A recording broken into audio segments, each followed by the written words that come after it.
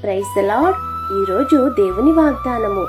దేవుణ్ణి ప్రేమించు వారికి అనగా ఆయన సంకల్పము చొప్పున పిలువబడిన వారికి మేలు కలుగుటకై సమస్తమును సమకూడి జరుగుచున్నవని ఎరుగుదుము.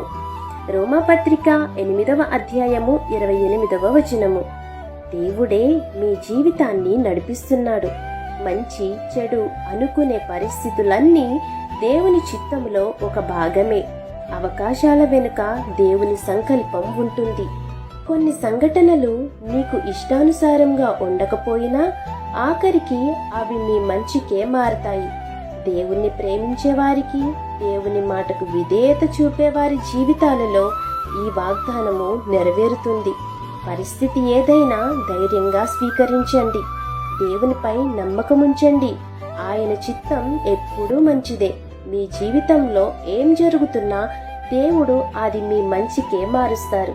కాబట్టి ఈ వాగ్దానం మీ జీవితంలో నెరవేరాలని కోరుకుంటూ దేవుని సువార్త పరిచర్యలో మీ సహోదరి. ఆమేన్. God bless you.